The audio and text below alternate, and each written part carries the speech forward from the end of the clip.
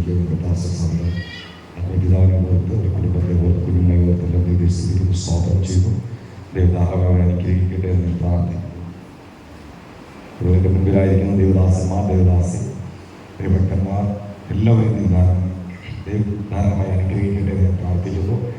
വിശ്വാസത്തോടെ എല്ലായിരിക്കും ദൈവം സംസാരിക്കും. എന്നോടും ഈ നാളുകൾ ദൈവം എന്നോട് ഇടപെട്ടതുമായ സംസാരിച്ചതുമായ ചില വചനങ്ങൾ നിങ്ങളോട് പറഞ്ഞ് പങ്കുവയ്ക്കാൻ ഞാൻ ക്രിസ്തുവിൽ ശരണപ്പെടുകയാണ്. ദൈവം പ്രാർത്ഥനയോടെ ആയിരിക്കുക. കാരണം 2024 കഴിഞ്ഞ അവസാന ഞായറാഴ്ച ദൈവം എന്നോട് പറഞ്ഞൊരു പദമാണ്, കണ്ണീരോടെ വിതയ്ക്കുന്നവർ ആർപ്പോടെ കൊയ്യും.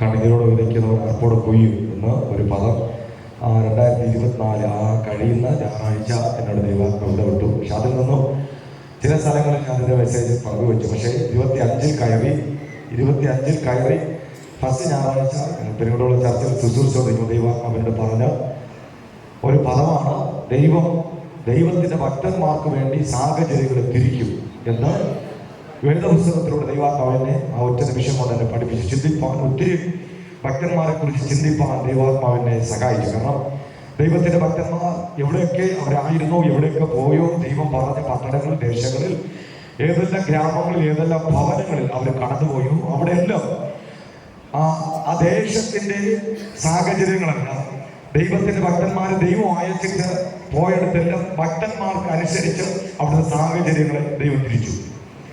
എന്ന് ദൈവാത്മാവിനോട് ഇടപെടുക, സംസാരിക്കാൻ തുടങ്ങി. എങ്കിലും അതിൽ ഞാൻ ദൈവം എനിക്ക് തന്ന ആ വചനം ഞാൻ 3 സ്ഥലങ്ങളിൽ ദൈവാത്മാവിൽ പ്രസംഗിക്കാനിടയായി. 3 സ്ഥലങ്ങളിലും ദൈവം വ്യത്യസ്തമായി ദൈവം ഇടപെടാൻ തുടങ്ങി. പക്ഷെ ഇന്ന് പ്രാർത്ഥനയോടെ നിങ്ങൾ ആയിരിക്കാം. ഞാൻ എടുത്ത തിരുവചനത്തിൽ നിങ്ങളോട് പങ്കുവയ്ക്കാൻ ഞാൻ ആഗ്രഹിക്കുന്നു. പക്ഷേ നിങ്ങളുടെ പ്രാർത്ഥനയോടെ ആയിരിക്കുമ്പോൾ ദൈവം അതിനകത്തൊന്നും വ്യത്യസ്തമായ ദൂതുകൾ ദൈവം നിങ്ങളോട് ഇടപെടും, ദൈവം നിങ്ങളോട് സംസാരിക്കും. നമുക്ക് വായിക്കാം. യോഹന്നാന്റെ സുവിശേഷം 5-ാം അധ്യായം അതിൻ്റെ 6, 5, 6, 7 വാക്യം തുടർന്നുള്ള വാക്യങ്ങൾ നമുക്ക് വായിക്കാൻ വെക്കും. യോഹന്നാന്റെ സുവിശേഷം 5-ാം അധ്യായം 5, 6, 7 എന്ന താഴ്ന്ന തുടർന്നുള്ള വാക്യങ്ങൾ വായിക്കാം. അത് 9 വരെ വായിച്ചത്. ആ ആ ആ ആ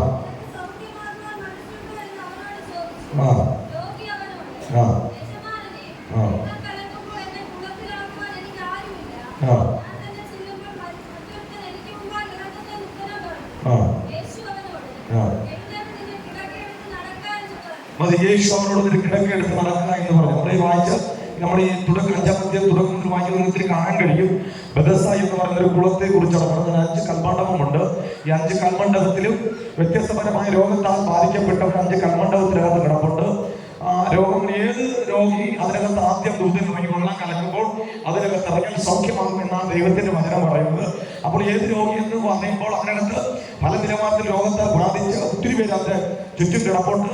പക്ഷെ അതിലൊരുത്തൻ വ്യത്യസ്തമായ ഒരുത്തൻ കിടക്കുന്നു. 38 വർഷമായി രോഗം ബാധിച്ച ഒരുത്തൻ കിടക്കുന്നു.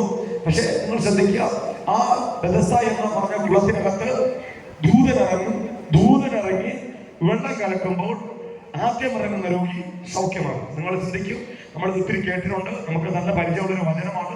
ശരിയാണ്, ഞാൻ ഒത്തിരി വായിച്ചും ഒത്തിരി ചിന്തിച്ചും പോയ വചനമാണ്. പക്ഷെ ഈ ആണ്ടിൽ പ്രാരംഭത്തിൽ ദൈവാത്മാവിടെ ഇടപെട്ടപ്പോൾ ദൈവം ഇതിനകത്തുനിന്ന് പുതിയതായ ദൈവത്തിന്റെ ശബ്ദങ്ങൾ എനിക്ക് കേൾപ്പാൻ ദൈവം സഹായിച്ചു. അതുകൊണ്ട് നിങ്ങൾ ശ്രദ്ധയോടെ ആയിരിക്കാം. നിങ്ങളിത് കേട്ടിട്ടുള്ളതായിരിക്കാം, വായിച്ചിട്ടുള്ള വചനമായിരിക്കാം. പക്ഷേ ദൈവം നിങ്ങളുടെ പുതിയതായി സംസാരിക്കട്ടെ, പുതിയതായിട്ട് ഇടപെടട്ടെ. ഞാൻ പ്രാർത്ഥിക്കുന്നത് നിങ്ങളുടെ പ്രാർത്ഥനയോടെ ആയിരിക്കും. നിങ്ങൾ ശ്രദ്ധിച്ചേ, ദൂതനിറങ്ങി ആ കുളം കലക്കും.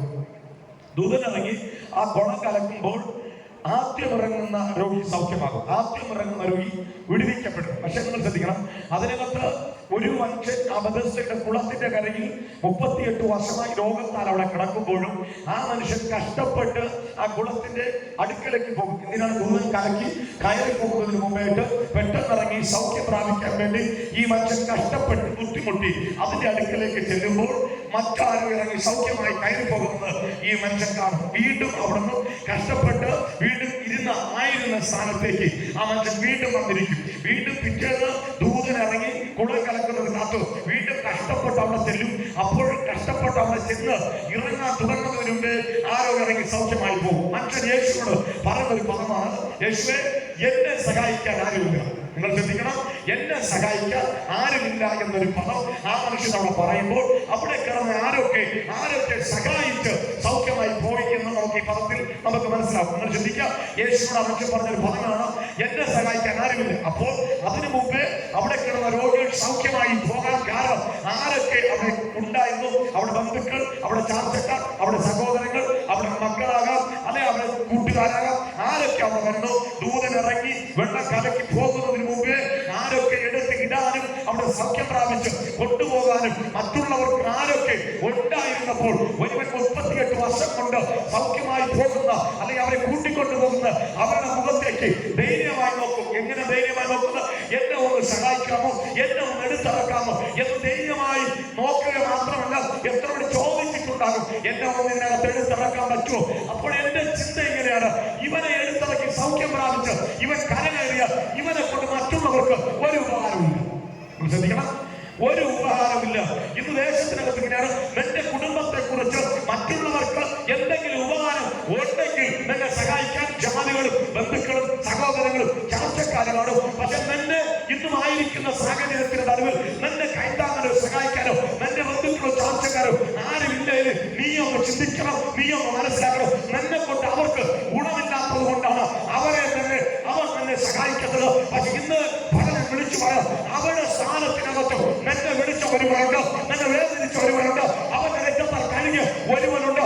അവൻ നിന്നെ കുറിച്ച് വലിയൊരു പദ്ധതിയുണ്ട്, അവന് നിന്നെ കുറിച്ച് വലിയൊരു സ്വപ്നമുണ്ട്, അവൻ നിന്റെ കുടുംബത്തെ കുറിച്ച് അവനൊരു വലിയൊരു സ്വപ്നമുണ്ട്.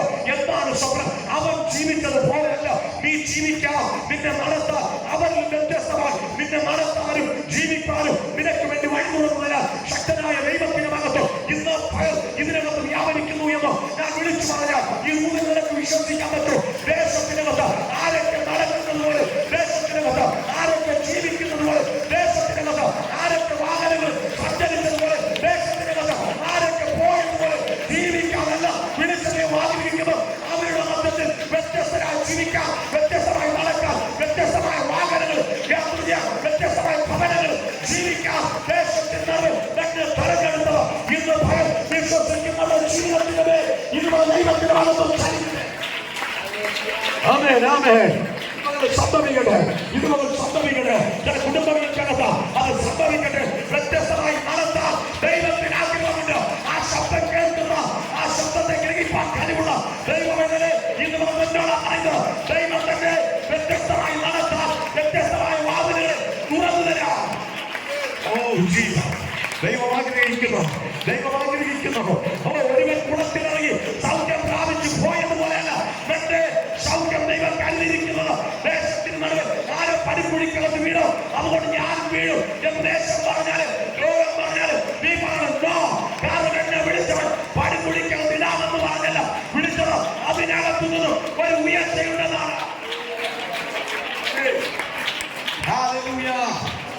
നിങ്ങൾ ശ്രദ്ധിച്ചേ, ആ മനുഷ്യന്റെ ദയനീയമായ അവസ്ഥയാണ്. അവൻ ധൈര്യമായി നോക്കുന്നത് ഇങ്ങനെ, എന്നെ ഒന്ന് സഹായിക്കാമോ, എന്നെ ഒന്ന് എടുത്തിടാമോ എന്ന് ചോദിക്കുകയും ആഗ്രഹിക്കുകയും ചെയ്തു. പക്ഷെ അവനെ എടുത്തിടാൻ ആരുമില്ല, അവനെ സഹായിക്കാൻ ആരുമില്ല. പക്ഷെ നിങ്ങൾ ശ്രദ്ധിക്കണം, ആ ബെഥസ്ദയുടെ കുളത്തിന്റെ അരയിൽ ഒരുവൻ കിടക്കുമ്പോൾ ആ കുളത്തിന്റെ സാഹചര്യങ്ങളിൽ തിരിച്ചു. എങ്ങനെ തിരിച്ചു? യഹൂദന്മാരുടെ ചിന്തക്കനുസരിച്ച്, യഹൂദന്മാരുടെ ന്യായപ്രമാണം അനുസരിച്ച് അവർ പഠിച്ചിരിക്കുന്ന ചിന്തയുണ്ട്. ഇതിനകത്ത് ഇറങ്ങിയാൽ ഒരു സൗഖ്യമാണ്. ഒരു വാക്യോട് വായിച്ച് മടങ്ങി വരാം. ഹല്ലേലൂയ. 2 രാജാക്കന്മാരുടെ പുസ്തകം 5-ാമത്തെ 14-ാമത്തെ വാക്യം, 13-14 വായിച്ചു. 2 രാജാക്കന്മാരുടെ പുസ്തകം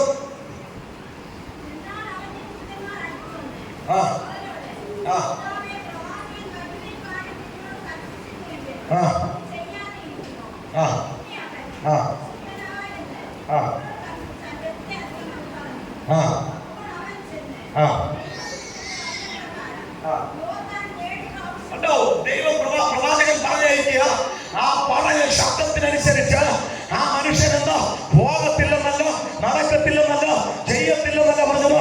ആ പറഞ്ഞ ശബ്ദത്തിനനുസരിച്ച് മനുഷ്യൻ യോർദാൻ നദിക്കകത്ത് ഇറങ്ങി.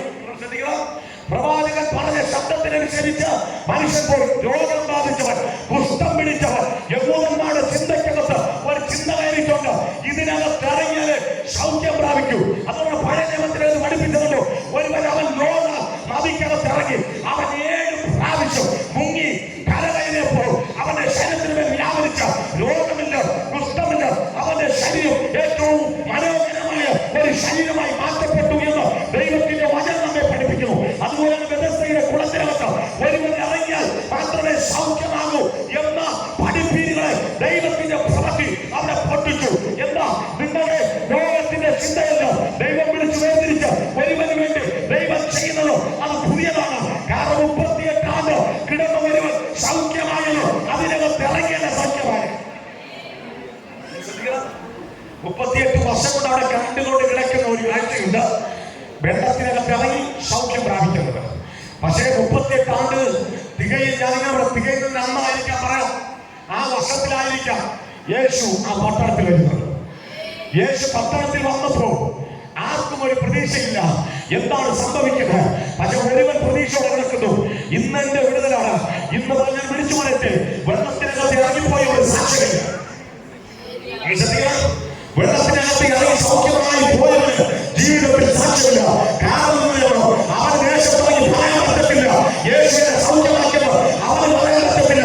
അവൻ അങ്ങനെ പറഞ്ഞ ചാത്തക്കരയിലേക്ക് അവനെങ്ങനെ പറഞ്ഞ സകലതയുടെ ഈ രോഗം ബാധിച്ച് കിടന്നപ്പോൾ ഞങ്ങളല്ലേ മുന്നേറ്റ് വെള്ളത്തിലിട്ടെ. നിങ്ങൾ ശ്രദ്ധിച്ചേ, രോഗം ബാധിച്ച് കരയിൽ കിടന്നപ്പോൾ ഞങ്ങൾ തന്നെ എടുത്തിട്ട് നീ സൗഖ്യം പ്രാപിച്ചു. ഇപ്പം യേശു സൗഖ്യമാക്കിയെന്ന് പറയുന്നത് അവന് സാക്ഷ്യം പറയാൻ അവകാശമില്ല. പക്ഷെ 38 വർഷം കിടന്നവൻ സാക്ഷ്യം പറയാൻ അവകാശമുണ്ട്. എന്താ 38 ആണ്ട് അവിടെ കിടന്നപ്പോഴോ എന്നെ കാണാതെ പോയ അനവധി നിരവധി ജനങ്ങളുണ്ട്. പക്ഷേ എന്നെ കണ്ടൊരുവൻ എന്റെ സാഹചര്യങ്ങൾ തിരിച്ചു. പട്ടണത്തിന് നാളിൽ ഒരു വ്യത്യസ്തത എഴുന്നേറ്റ് ഇന്ന് മുതൽ വിളിച്ചു പറയാം, പട്ടണത്തിന് നാളിൽ എന്നെ വ്യത്യസ്തമായി എഴുന്നേൽക്കാൻ ദൈവം ആഗ്രഹിക്കുന്നു. വിശ്വസിക്കുന്നവന്റെ അവരുടെ ഇവിടെ ജീവിതത്തിൽ ചെയ്തതുപോലെയല്ല, ദേശത്തിന് നടുവിൽ വ്യത്യസ്തമായി എഴുന്നേൽക്കാൻ ദൈവം ആഗ്രഹിക്കുന്നു. കാരണം നീ ഒരു വ്യത്യസ്തമായി എഴുന്നേറ്റ ദൈവത്തിന്റെ നാമത്തെ ഉയർത്താൻ ദൈവം ആഗ്രഹിക്കുന്നു. അതുകൊണ്ട് സാഹചര്യങ്ങളെ സ്വർഗ്ഗത്തിൽ ദൈവത്തിന് തിരിക്കാൻ പറ്റും. സാഹചര്യങ്ങളെ ദൈവത്തിന് തിരിക്കാൻ പറ്റും. 38 വർഷം അവിടെ കിടന്ന മനുഷ്യനെ സാഹചര്യങ്ങൾ മനുഷ്യനെ തിരിച്ചു. നിങ്ങൾ ശ്രദ്ധിക്കണം, മനുഷ്യനെ തിരിച്ച് ആർക്ക് വേണ്ടി? 38 വർഷം കിടന്ന് എന്നെ നോക്കി യേശു, നീ അവനെ എടുത്ത് ആ വെള്ളത്തിൽ കൊണ്ടുവിട്ടാ മതി, വെള്ളത്തിൽ കൊണ്ടുവിട്ടാ മതി, അവൻ സൗഖ്യം പ്രാപിച്ച് കാര്യത്തില്ലേ. പക്ഷെ അങ്ങനെയല്ല, അവരങ്ങനെ സൗഖ്യം പ്രാപിച്ചു പോയെങ്കിൽ എടാ നിന്റെ ജീവിതത്തിൽ പുതിയത്, അവരൊക്കെ അങ്ങനെ കയറി പോയെങ്കിൽ നിന്റെ ജീവിതത്തിൽ പുതിയത് ചെയ്യാനാണ് ഞാൻ ആഗ്രഹിക്കുന്നത്.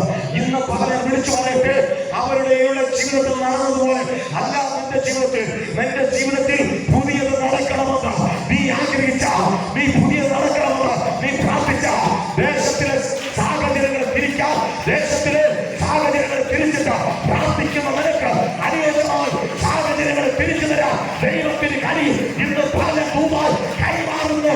ഇന്ന് നീ ചിന്തിക്കുമ്പോൾ എന്റെ സാഹചര്യങ്ങൾ പലതും എന്റെ മുന്നിൽ തടസ്സമായി നിൽക്കുന്നു, വഴിയാണ് നിൽക്കുന്നത്. പക്ഷേ ഈ സാഹചര്യങ്ങൾ തിരിക്കാൻ ദൈവത്തിന് കഴിയും. ഈ സാഹചര്യങ്ങൾ തിരിക്കാൻ ദൈവത്തിന് കഴിയും. വിശ്വസിക്കാത്തോ നിങ്ങൾ ചിന്തിക്കും, ദേശം പറയുന്നു, ലോകം പറയുന്നു, ഇങ്ങനെ ചെയ്താൽ മാത്രമേ ഇതിനകത്തൊന്നും കരകയറും. ലോകം പറയുന്നത് ഇങ്ങനെ ചെയ്താലേ കരകയറൂ എന്ന് ലോകം പറയുന്ന വാസൻ, ഇത് ചെയ്താലേ ഇതിനകത്തൊന്നും വിടുതൽ പ്രാപിക്കാൻ പറ്റൂ എന്ന് പറയുന്ന വാസൻ.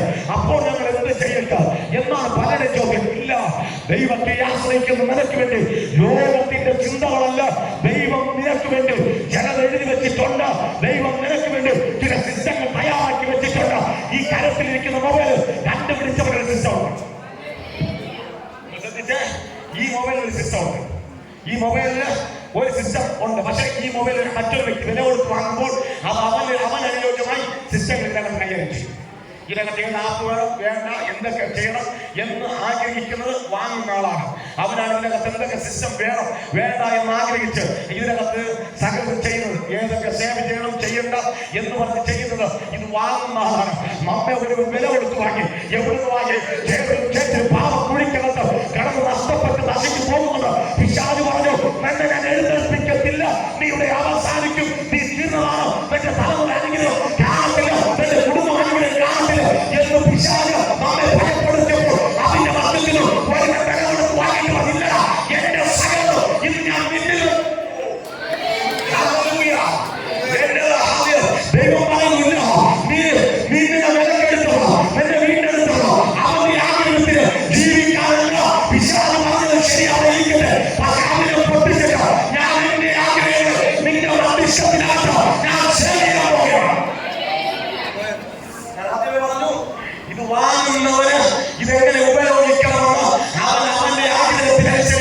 ഇതിനെ യൂസ് ചെയ്യും.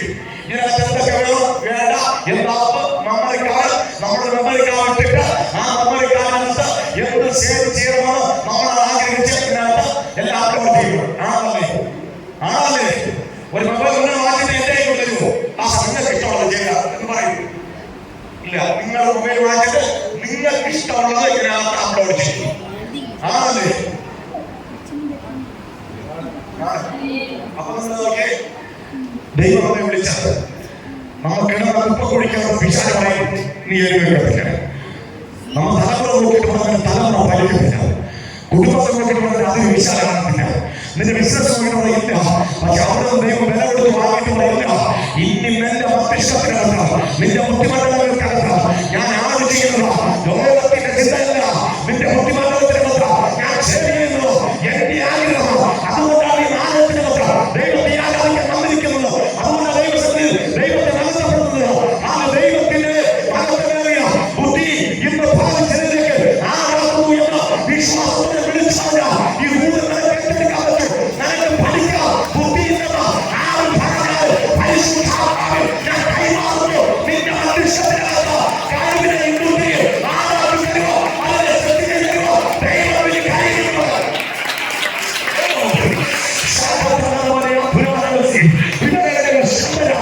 വിശ്വസിക്കാനായിട്ട് പറ്റുമോ? പഠിക്കുന്ന ഫലങ്ങളെ നിങ്ങൾ ഇതുപോലെ സ്വീകരിച്ചു കൊടുക്കട്ടെ ദൈവത്തിന്. നിന്റെ മനുഷ്യത്തിനകത്ത് ഞാനൊക്കെ ശ്രദ്ധിക്കുന്നില്ല കഴിയുന്നത് കാട്ടിക്കുന്ന നാവിന് ജനത്തെ നിയമിച്ചത് അവർ പരിചയമില്ല. ആറ് വെച്ചവരെ കൊണ്ട് ജനത്തെ പട്ടണത്തെയും യുദ്ധത്തെയും അവന് കഴിവ് കൊടുത്തെങ്കിൽ അവന് ജ്ഞാനം കൊടുത്തെങ്കിൽ ഇന്ന് തലമുറകളിൽ പരിശുദ്ധാത്മാവ് ജ്ഞാനത്തെ കൈമാറുന്ന ഒരു ഭരണ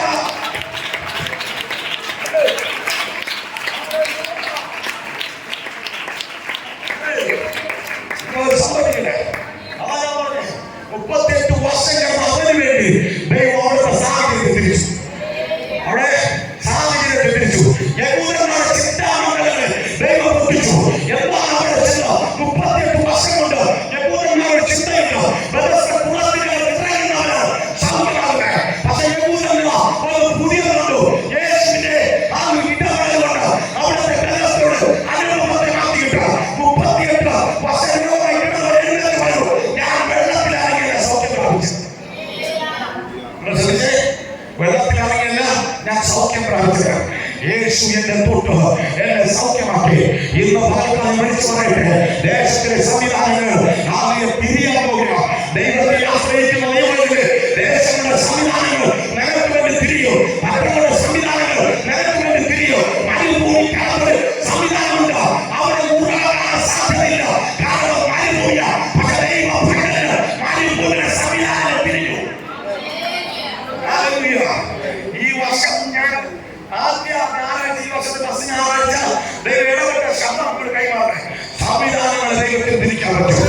മരുഭൂമിക്കാരുടെ സംവിധാനമുണ്ട്. മരുഭൂമിക്കകത്ത് സാധ്യതയില്ല. നമുക്കറിയാം, മരുഭൂമിയ മരുഭൂമിക്കകത്ത് എവിടുന്ന വെള്ളം വരും. അവിടുത്തെ ലോകത്തിലെ ദേശത്തിലെ ആരുണ്ടായി പറയും, ഇവിടെ വിളിച്ചിട്ട് ഒരു കാര്യം വെള്ളം വരത്തില്ല, കിട്ടത്തില്ല, ഉണങ്ങിപ്പോയ ഒരു പ്രദേശമാണ്. അതൊന്നും നടക്കത്തില്ല. പക്ഷേ അവരുടെ ഉണങ്ങിയ പ്രദേശമാണ്. പക്ഷെ ദൈവത്തിന്റെ ആ സിസ്റ്റം അതല്ല. ഉണങ്ങിയ വരണ്ട സാധ്യതയില്ലാതെ പറയുന്നത് അവിടെ പൊട്ടി പുറപ്പെട്ടത്.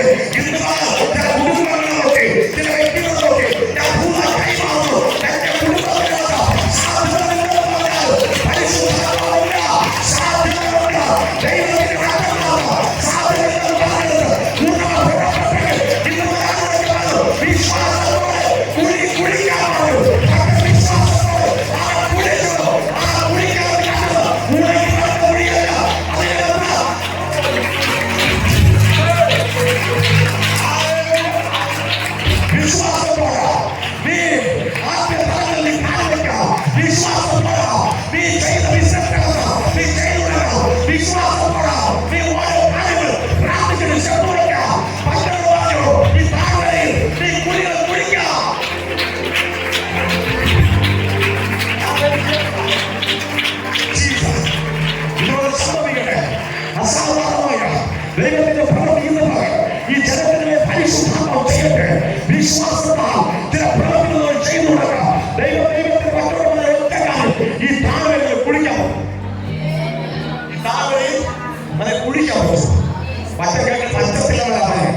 കുഴിച്ചു.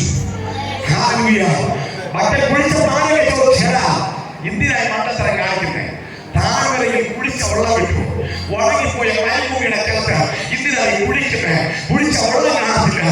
നിങ്ങൾ ശ്രദ്ധിക്കണം, മനുഷ്യരല്ല, മരണത്തെ ജയിച്ചവർ, പേടിച്ചവർ, ഉയർന്നവർ, അവൻ ചിരിക്കുന്നു, അവൻ ചെയ്യുന്നു, അവന്റെ പേരാണ്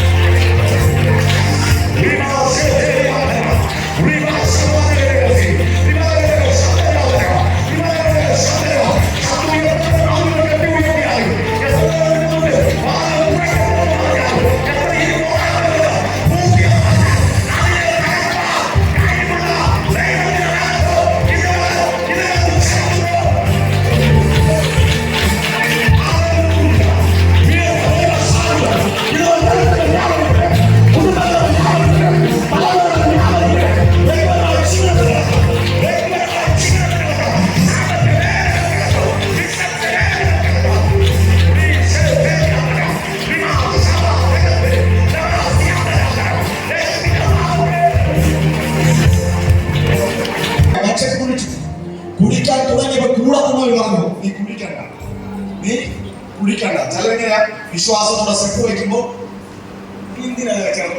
മറ്റൊരു വിശ്വാസത്തോടെ ഒരു പ്രാർത്ഥി സ്റ്റെപ്പ് വയ്ക്കുമ്പോ നീ ഒന്ന് ശ്രദ്ധിക്കണം. അവിടെ വന്ന് തന്നെ തളർത്തുന്ന വാക്കുകളാണോ പറയുന്നത്? വിശ്വാസത്തോടെ സ്റ്റെപ്പ് വെച്ചാ അപ്പോഴാ പറയണ്ട, ഇന്നലെ അവൻ ഇത് തുടങ്ങി, അവൻ തകർന്നു തുടങ്ങി. നീ അവനെ കണ്ടിട്ടല്ല തുടങ്ങി. നിന്നെ വിളിച്ച സ്വർഗത്തിൽ ദൈവം, നിന്നെ തുടങ്ങാൻ സ്വർഗത്തിൽ ദൈവം. ഇത് പൊടികളോ ജയിക്കണമെന്ന് തീരുമാനിച്ച ഞാനും നിങ്ങളുമല്ല, വിളിച്ചവനാണ്. അവന്റെ ലിസ്റ്റിൽ തോൽവിയില്ല, അവന്റെ ലിസ്റ്റിൽ തകർച്ചയില്ല, അവന്റെ ലിസ്റ്റിൽ ജയം മാത്രം. അതുകൊണ്ടാണ് കാത്തിരിക്കുന്ന രാജാവായത്, അതുകൊണ്ടാണ് പൊട്ടക്കുഴിക്കാൻ നിന്നവൻ മന്ത്രിയായത്, അതുകൊണ്ടാണ് മൂന്നാം സ്വർഗത്തോ ജനിക്കപ്പെട്ടത്. നിങ്ങൾ വിശ്വസിക്കുന്നവരുണ്ടോ?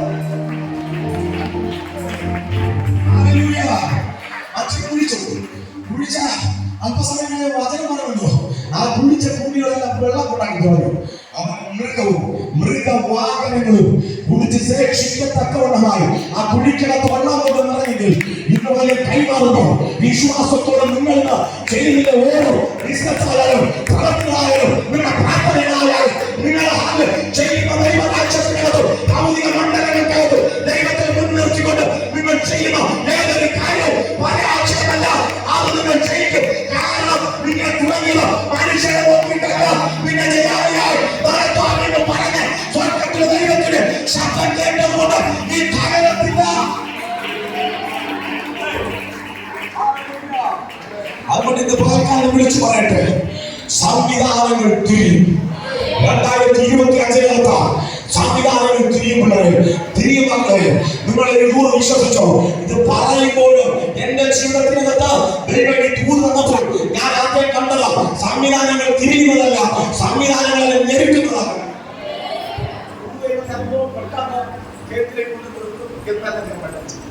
വേദപുസ്തകങ്ങൾ പഠിക്കുന്നത് ദൈവം ഒന്ന് നടന്നു എന്ന് പറഞ്ഞ് പെട്ടെന്ന് അവിടെ ചെയ്യാൻ രാജാവിനെ പോലെയോ മന്ത്രിയെ പോലെയോ അല്ലെ ജയിച്ചവനെ പോലെ അല്ല.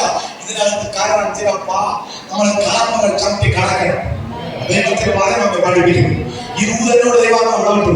സംവിധാനങ്ങൾ തിരിയുമെന്ന് ദൈവത്തിന്റെ ആത്മാവിനെ പറഞ്ഞപ്പോൾ ഞാൻ ആദ്യം കണ്ടത് എനിക്ക് അനുയോജ്യമായ സംവിധാനങ്ങൾ തിരിയുന്നതല്ല ഞാൻ കണ്ടത്, എനിക്ക് വിരോധമായ സംവിധാനങ്ങൾ ഒരുക്കുന്നതാണ് കണ്ടത്. ഞാൻ പോലും ചിന്തിക്കാത്തടത്ത് നിന്നും ഞാൻ പോലും വിചാരിക്കാത്ത സ്ഥലങ്ങളിൽ നിന്നും സകല സംവിധാനങ്ങളും ലോകത്തിന്റെ സിസ്റ്റങ്ങൾ എനിക്കെതിരെ അതിന് വട്ടമായി ഞാൻ അതിനെ സ്ഥാപിക്കുന്നിട്ട് അങ്ങോട്ടോ ഇങ്ങോട്ടോ തിരിയാൻ പറ്റാതെ ആ സ്ഥലത്തിൽ നിൽക്കുമ്പോഴും ഞാൻ വിശ്വാസത്തോടെ പറഞ്ഞു, സംവിധാനങ്ങളെ തിരിക്കുന്ന ഒരു ദൈവമുണ്ട്. സംവിധാനങ്ങളെ ദൈവത്തിന്റെ ഭക്തന്മാർക്ക് വേണ്ടി തിരിക്കുന്ന ദൈവമുണ്ട്. ഇന്നലെ അജിഷ്മതോട് ദൈവ ചർച്ച വർഷീയപ്പോ ചിലപ്പോൾ പതിനെ പറയും. അപ്പോൾ പൗലോസ് വെളിയിലുള്ള മണ്ണിനകത്ത് പോയി